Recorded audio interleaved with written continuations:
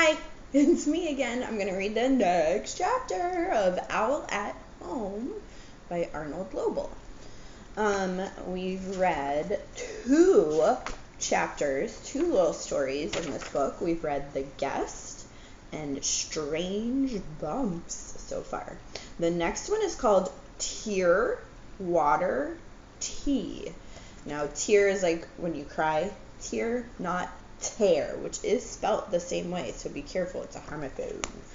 But we're going to read Tear, Water, Tea today. Let me find the page, and I'm going to flip it around for you. Here we go. Tear, Water, Tea. Owl took the kettle out of the cupboard. "Tonight I will make tear, water, tea," he said. He put the kettle on his lap. "Now," said Owl, "I will begin." Owl sat very still. He began to think of things that were sad.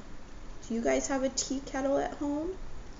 I don't know if many people do. Oh, and look at his stove. It's like an old-fashioned stove. "Chairs with broken legs," said Owl. His eyes began to water. "Songs that cannot be sung," said Owl, "because the words have been forgotten." Owl began to cry. A large tear rolled down and dropped into the kettle. "Spoons that have fallen behind the stove and are never seen again," said Owl. More tears dropped down into the kettle. Oh my, very sad. "Books that cannot be read," said Owl, "because some of the pages have been torn out." "Clocks that have stopped," said Owl, "with no one near to wind them up." Owl was crying. Many large tears dropped into the kettle. "Mornings nobody saw because everybody was sleeping," sobbed Owl. "Mashed potatoes left on a plate," he cried, "because no one wanted to eat them. And pencils that are too short to use."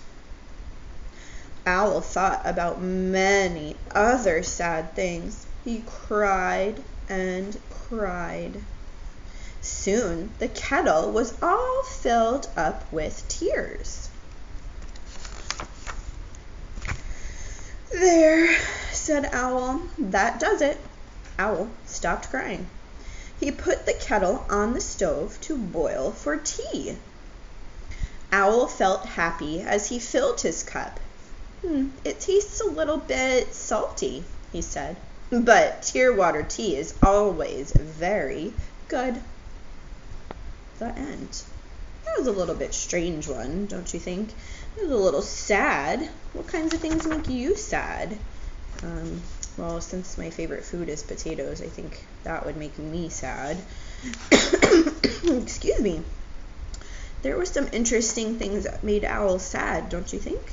I don't know if I would have thought about spoons that have fallen behind the stove.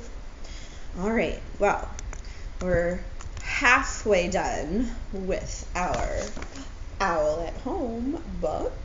So read the pages in the PDF attached to your assignments, or follow along as I read with my finger pointing to the words, and pay attention because there's gonna be a quiz about the stories.